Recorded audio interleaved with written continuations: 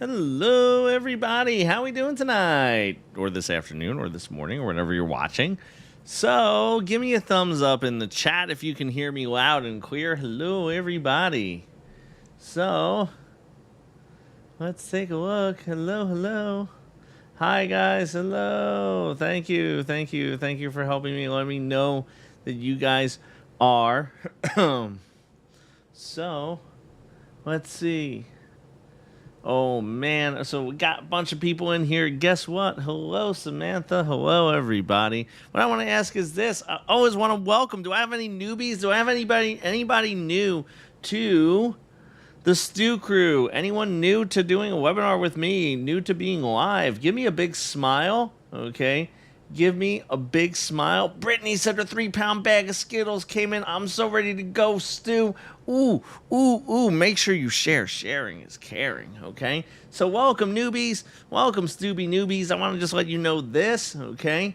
What happened is, what you have here is this. If you are a newbie, oh, man, a lot of newbies. You guys are going to have a ton of fun. So what I'm going to tell you is this. If you're having any audio problems, any kind of video problems, remember, you could pause, you could rewind, okay? And if you are experiencing those things, the likelihood of the source of your problem, as you guys who have been with me a long time know, it is probably a you problem and not a Stu problem. So what I'm going to say is this. Guys, keep in mind, if you are with me live, and I do recommend that is the best way to consume one of these webinars. But if you can't make it, that's all right, because I try to make it fun for you anyway. Try to give you some education. So what I'm going to tell you is this. If you are live with me, though, and I got eyeballs on you, okay, remember, I am keeping an eye on the chat. I will try to answer any questions that I feel is going to be super relevant, okay? So if you ask me any kind of questions that are, irrelevant, or Stu, would you like to share my Skittles? Super relevant, okay? So that is definitely 1,000% the situation there. Catherine, I saw your email, and I will reply to it later. I usually reply to all my emails, just so you guys know. I'm usually jam-packed during the day, so I usually get to all my messages later on in the day. Just so you guys know, I usually don't say that. I don't put that out there, but that's what I'm going to say. So, guys, as I choked. So, what I will tell you is this. Let's get rocking and rolling. We got webinar, okay? We got the webinar going on today. So, remember, you could watch this on recording later on. So, if you do want to go back, okay? Joy, you passed. I saw that. Yes. Congrats. One of my private tutoring students just passed. I love it. I was so excited to see you come in here. I saw the email the other night. Like I said, I'm bad with the emails sometimes, so you got to bear with me, guys, as I get through those, okay? So let's take a look at this situation, okay? So we're going to go through some vocab with Stu. So I'm going to ask you some questions, and I'm going to make it bigger for you so that you could see it, okay? So that it's nice and big, okay?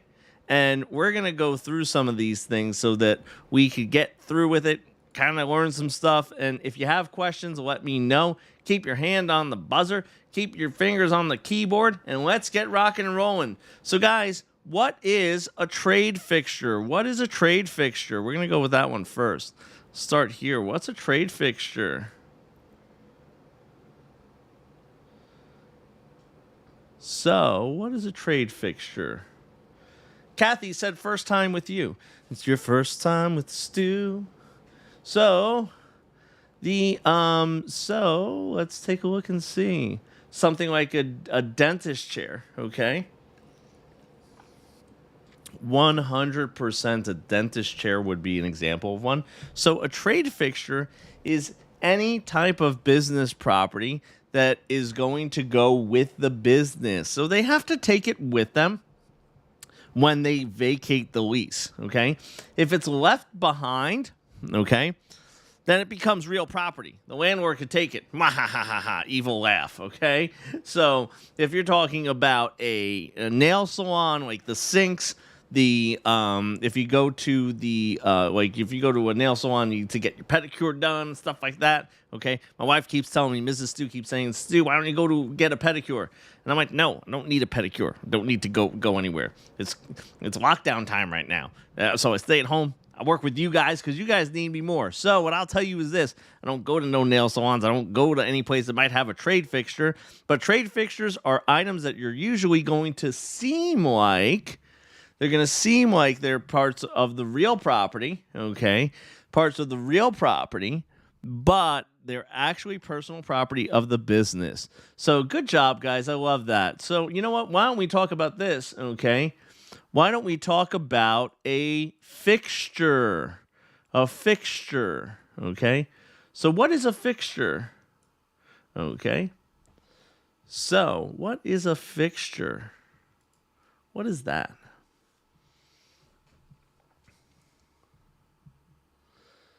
Teresa said, thanks for sticking with us, Stu. You think that I'm sticking with you when really you guys, you complete me. So it's you guys sticking with me. So I have a big thank you for you guys. Okay. So a fixture is an item of personal property that has been converted into real property, right? It's a piece of personal property that's been converted into real property by attachment. Yep. So let's say Stu had a bookshelf, a magnificent, fantastic, wonderful bookshelf, okay? And then Stu attaches it to the wall. He builds it into the room, okay? So now it's staying there. That's it. Done, all right? Then what happens is this. That would now be a fixture. That would now be considered real property through the legal tests of a fixture. So what are the legal tests of a fixture, guys? Okay, what are the legal tests of a fixture? What is the legal test of a fixture? So how do I know that that bookshelf is a fixture? Okay. So everyone asked the heirloom rosebush question. You guys love the heirloom rosebush question. And I think that the heirloom rosebush question all depends on your interpretation of heirloom, and it depends on your interpretation of the question and what the answers are. If there's anything movable in the question, in the answers, okay? Because keep in mind, I'm only getting my stuff piecemealed from you guys. So when you guys ask me questions like on, in the Facebook group or anything like that, what happens is sometimes you guys don't have the super accurate version of it. And listen, I get it. You guys are working off your memory and you got 101 things to do. I don't expect my expectation from you guys is not that you go and you remember this for Stu so that you can come back and I could have a diabolical conversation about the exact wording of this, okay? So, situation is this. The heirloom rosebush question all depends on your understanding of an heirloom. Now, when I first started hearing that question, I thought that heirloom was a family heirloom, so it had personal, sentimental attachment. But now I learned that it's like heirloom tomatoes. There's an heirloom rosebush. So I tend to lean on the side that it is real property right now. Situation is this. The situation is, bottom line, I think that it is real property versus any of the other options. So I know you guys, and you guys always ask me the heirloom rosebush question, and now I'm giving you my whole thought flushed out, because I always said that it was a family heirloom. However, I now learned, and listen, I'm not a horticulturalist, so I didn't know that there was such thing as an heirloom rosebush, as a type of rosebush, but that's the question there, and I think that it is real property. But again, you have to look at the other questions, and you have to compare them to the legal tests of a fixture. That's why I'm talking about it right now. So the legal tests of a fixture are, okay, Maria, okay, the acronym Maria. So we have the method of attachment, adaptation of the item to the real estate, the relationship of the item to the parties, the intention of the item to the parties, okay, and the any agreement that there might be, okay. So it's the method of attachment. So a method of attachment, adaptation, relationship of the item to the parties, intention of the parties, and agreement. So those are the legal tests of a fixture. So someone, so someone asked, Sarah asked, and it's a good question because I don't know if I gave context to it because I assume that everyone here knows about the family, the heirloom rosebush question. Basically, there's a question that says, which one of these is personal property? And it gives a couple things like a tree, a deck, an heirloom rosebush, and I believe a bench. I believe the bench right now because people have given it to me all different ways where they said the bench is cemented down. So it all depends on the question. And guys, listen to what I'm telling you. I'm only giving you the tools you need to be successful to logically think it out. So guess what? Take the legal test of a fixture, apply it, okay? Apply it to the question and go from there. Use the noodle, okay? That's what I try to do. I try to use the noodle, but sometimes my noodle's overcooked. So that's what happens. Use your noodle. Apply what you understand. I think that's the most important thing to take away from this, right?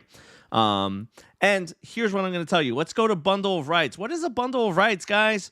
What is a bundle of rights? What is a bundle of rights?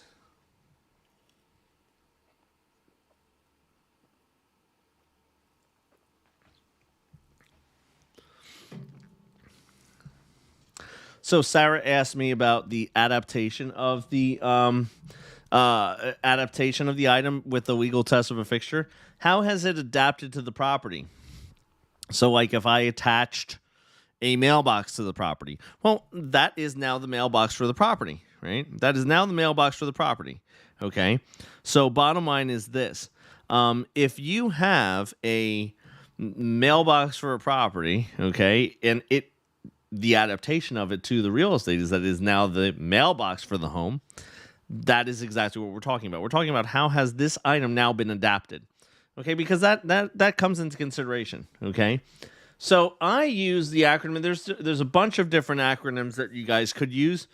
I use UPT, okay, which is use, possession, the right to use, possess, transfer, exclude, and encumber. Now, the bundle of rights is basically what's included in ownership of real property. So, if you own real property, you have the bundle of rights. Okay, so if you have a freehold estate to property, okay, then you have the bundle of rights. So someone said it's the most complete rights for a property. Here's the thing: it's rights of ownership. Okay.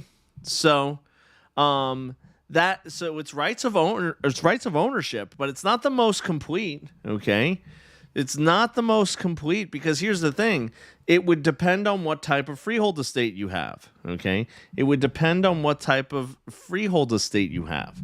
The most complete form of having ownership or holding a bundle of rights would be a fee simple absolute, right? So that's the answer to that one, right? Because the bundle of rights is also included. Listen, and this is another one too. Life estate. So you guys a bunch of you are just screaming out life estate. So life estate. Do you have the full bundle of rights in a life estate? Let me ask that question, guys. Do you have the full bundle of rights in a life estate? Type it into the chat.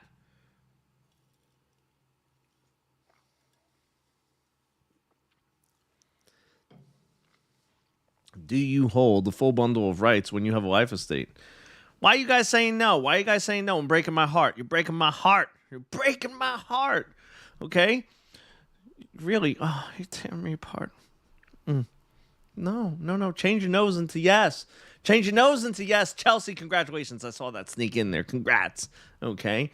You do have the full bundle of rights. You do have the right to sell it. You do have the right to transfer it. You do have the right to exclusion. You do have the right to encumber it. Okay? You have all of those rights. Okay? You do. Okay?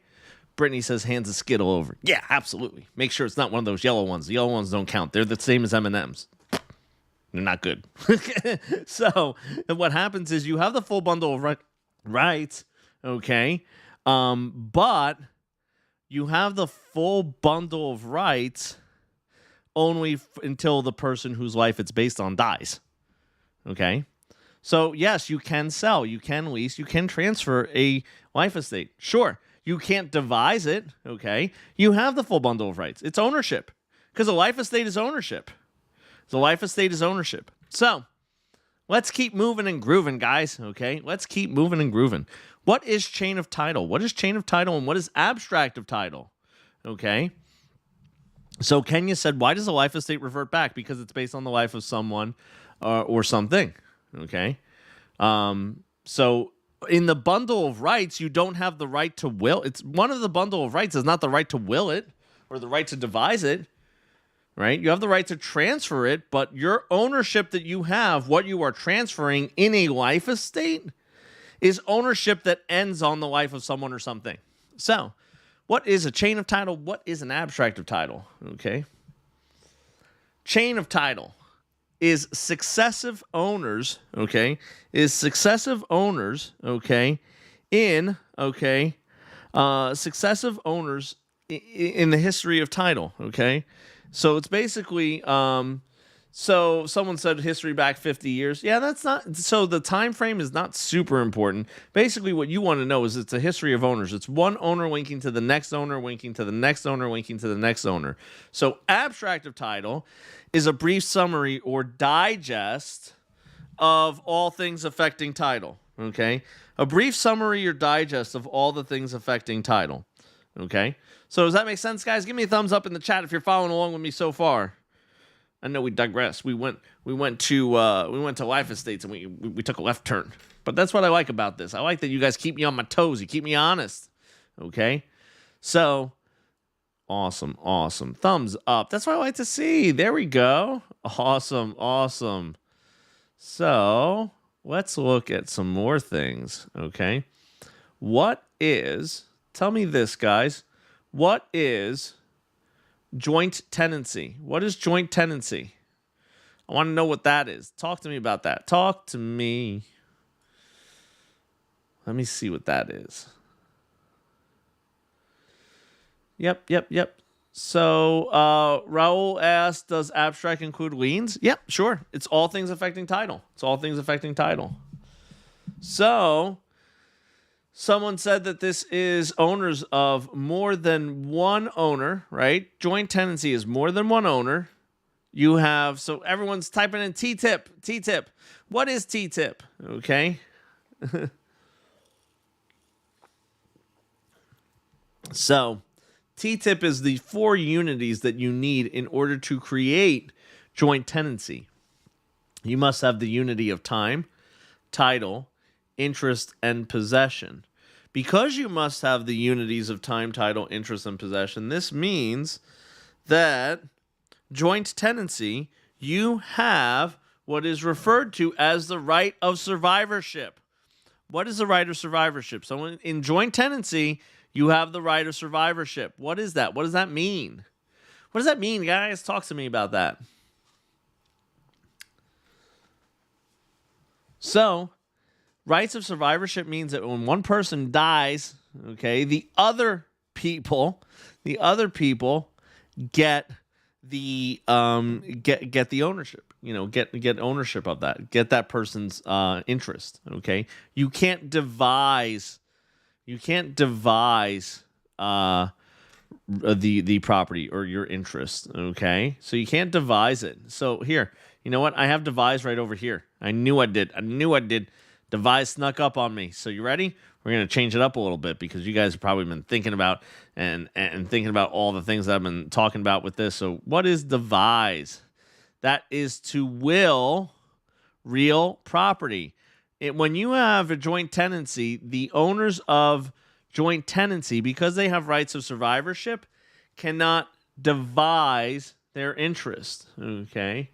So, beautiful. Give yourself a gold star. Yeah, I forget about the gold stars. Listen, if you're using the Play at Home game and you have some gold stars, go ahead, put one on your shirt. Give yourself a little smile. So, but if you're listening to this on recording and you're driving in your car, do not take your hands off the wheel and give yourself a sticker. Do not do that. So, what is this? What is tenancy and severalty, guys? What is tenancy and severalty? What is tenancy and severalty? What is that? So, tenancy and severalty, okay? So, is one single owner, okay? One single owner. Someone asked me to explain the abstract of title one more time. It is a brief summary or digest of all of the things that affect title. So liens, okay, encumbrances, well, it wouldn't actually really list encroachments or things like that. That would be shown on a survey. But any kind of encumbrance that would be something that would show up in an abstract of title. That's basically it. So, yeah, severalty means, okay, so here's what happens. A lot of you are reading it as several, okay? That's what all whenever my students hear this for the first time, they go, oh, this means multiple, okay? This means multiple people. And I go, nay, it does not mean multiple people like several. It's severed interest, okay? It's severed interest, okay? It's severed interest. So basically, you're severed from the rest of the world. Yeah, so a corporation can own real property in as tenancy and severalty, right? So that is the situation there. Let's keep moving and grooving, okay? Fiona has her test tomorrow in New York. Guess what? Little known fact for New York test takers: sharpen your number 2 pencils. You're actually going to be taking it on a Scantron. It's, I think, the only one in the country that does that. So good luck in New York. You actually will not also get the exam results right away. That's the other thing that is kind of poopy in New York, where they don't do the exam results like immediately. You're gonna be waiting, okay? Yeah, I see a couple people going, "Wow, yeah, New York does Scantron." So, what is test date? What does test date mean? Okay, what is test date? Janelle tests next Friday in Alaska. Woof. That is cold up there, okay? Good luck to everyone who is testing this upcoming week. I hope you guys do well. I hope that, listen, this is the only family where we welcome you in with open arms and then we want to swiftly kick you out the door. I want you done. I want you going on to the Agent School site. So, guys, if you haven't already checked out that YouTube channel, definitely go over and check that out. That's where we put all of our post-licensure webinars. So it's Agent School, all one word, over on YouTube. You'll be able to find that there. Now, test date means that you have a will. You have a will, okay? So intestate means that you died without a will, right? So that is the situation there. Randall said, please kick me out. Absolutely. You pass the exam, we'll kick you out. We'll send you over to the Agent School family. So let's look at this one, okay? Blockbusting. What is blockbusting? Okay. What is blockbusting?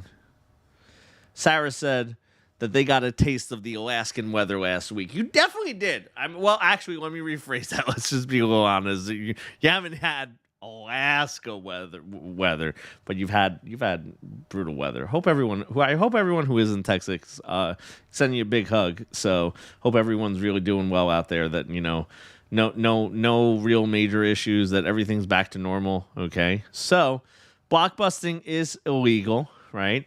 It is also known as panic peddling or panic selling. Sure, it's encouraging people to sell based on people moving in or out of an area, right? So those people are moving in or those people are moving out, okay? So you better sell now, okay? I owned a property in a state that they were basically so someone said Texas had New Jersey weather. Yeah, that's basically about right. That sounds about right. That sounds more accurate than Alaska. Alaska's like, no, that's like brutal. I've heard stories. Never been to Alaska. I don't think I'm making any plans to go to Alaska. Yeah, I can only picture. So Janelle, you could kind of give me a little insight as to how cold it is up there. Okay, but I've heard things. I've heard from people that it is pretty brutal. So, what is condemnation? I like that one. Condemnation. What is that? What is condemnation? What is this?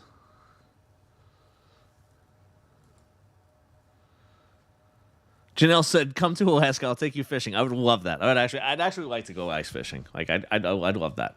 So, this is the process by which the government takes your property when they exercise their right, the government power of eminent domain, right? They go, we have eminent domain. Evil Stu laugh. We're going to take your home through the process of condemnation. That's what they say, okay? And you have to insert the laugh. Otherwise, it's not as effective, okay?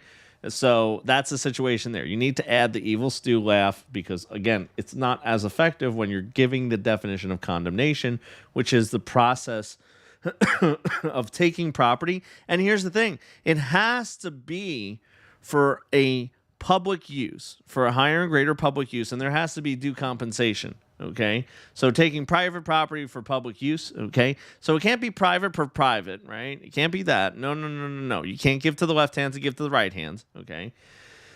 So it has to be private for public. So Teresa asked a great question. Do you get compensated for condemnation? Absolutely. You do get compensated. Okay. So that is the situation. Okay. Someone else, now we're going to get into a conversation on fishing, right? New Jersey fishing is slow. There's fishing has been, I don't know. I haven't gone fishing a lot this year, unfortunately. And I live right by the water. I could literally walk to the fish. Okay, I could walk to them. And no, it's not going to happen. I'm not doing it this year. This year's been rough. I've been staying in, talking with you guys, working on private lessons. So, guys, if you haven't signed up for private lessons, definitely make sure you go ahead and do so because we are booking up super quick, okay? Me and Cynthia. So, if you want to make that a part of your plan, okay, what I would do is this. I would say definitely make sure that you sign up for private tutoring, okay? So, loan to value, okay? Loan to value, okay? So what is loan to value? Okay. What is loan to value?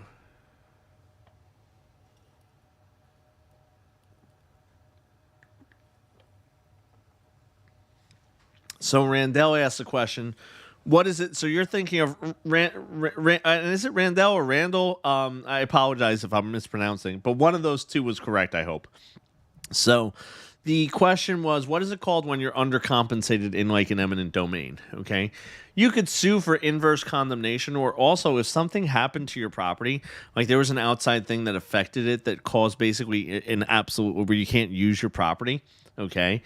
You could sue the government for inverse condemnation for the value that has been lost or for the value that they did not compensate you in a condemnation.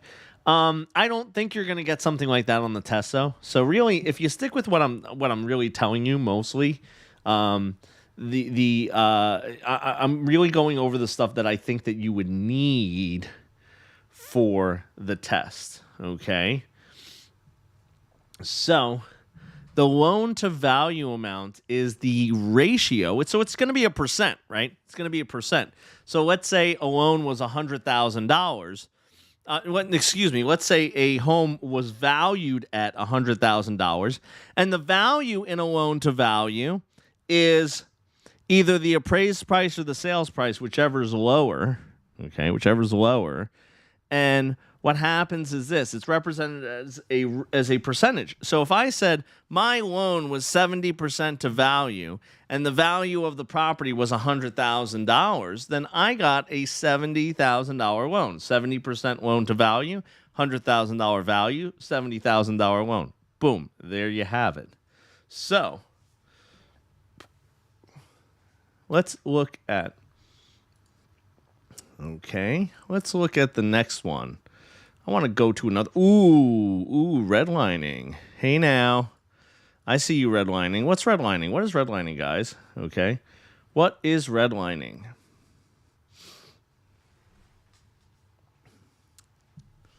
What is redlining?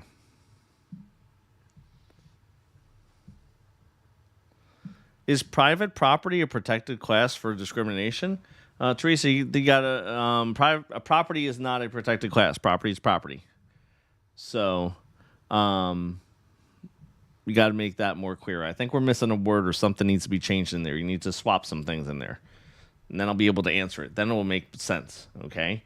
So, the redlining is lenders and insurers denying loans to people based on them being in a geographic area and being a part of a protected class. So, like, we're not going to lend or insure to those people in this area, okay? So, we're not going to lend or insure to those people in this area, okay? So, they draw a red line around it, and that's what they're going to be doing, okay? So, that is redlining, and it is illegal. Yes, absolutely, 1,000,000,000%.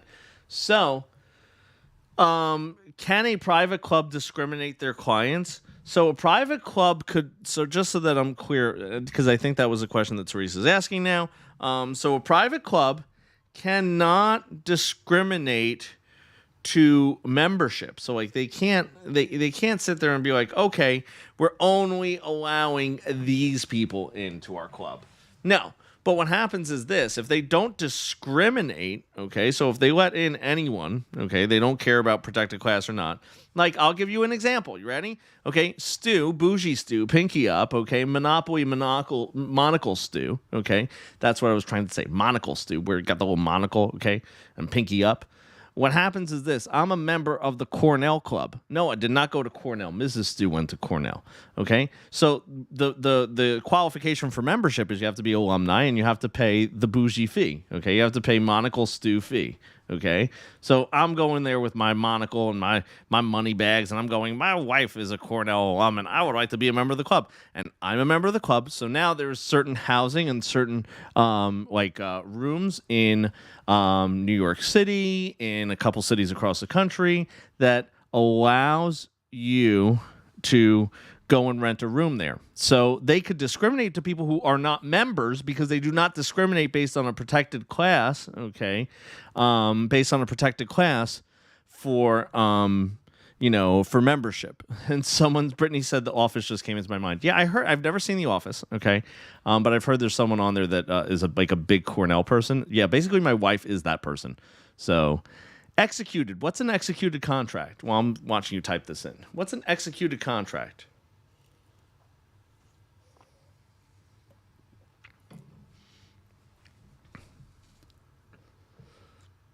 I don't know if I ever told you this, but I actually proposed at a Cornell hockey game in Madison Square Garden on the big screen. I did that. My wife was so embarrassed that she actually forgot to say yes. I had to whisper in her ear. I said, "I think you have to say yes." So yeah, one day I'll put pictures up of that. That was fun. So executed means that the contract is done, right? Executed means the contract is absolutely completely done.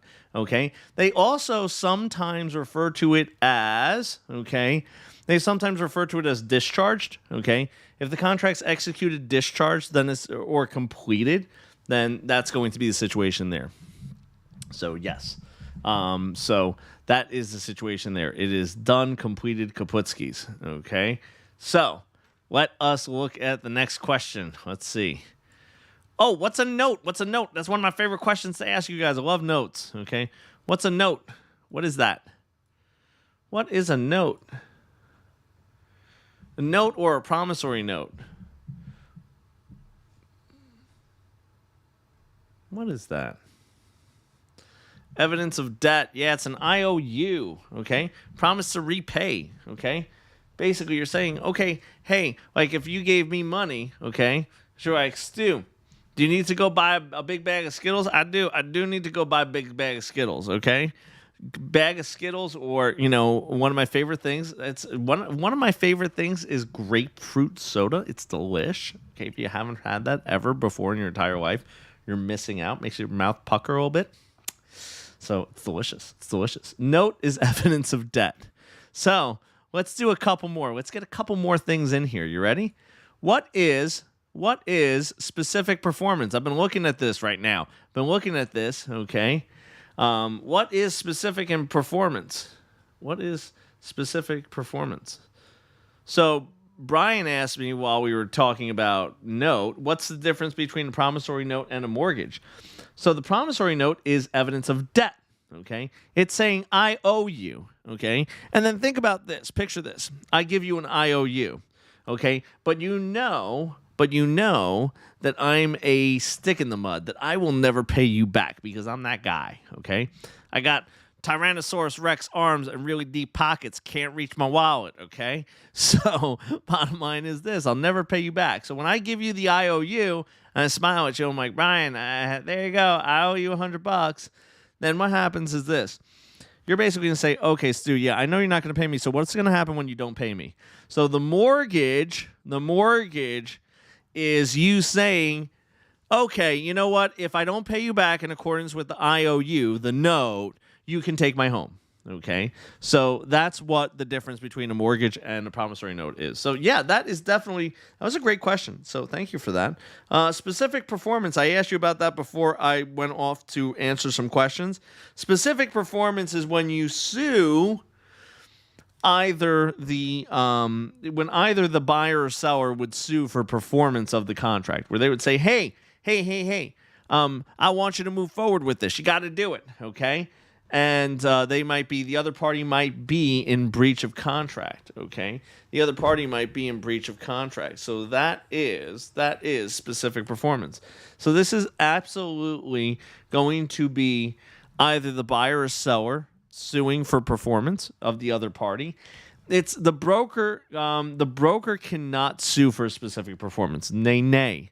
They are not a party to the contract.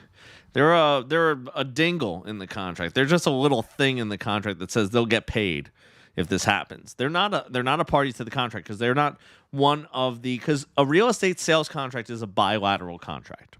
Okay. And what happens is it's a promise in exchange for a promise because it's bilateral. The buyer is promising to compensate. The seller is promising to give compensation, give the possession of the home over, give title and ownership of the homeowner, okay? So the broker is basically just saying, yeah, they're just there. They're just kind of hanging out there. If this contract goes through, okay, they'll get paid, okay?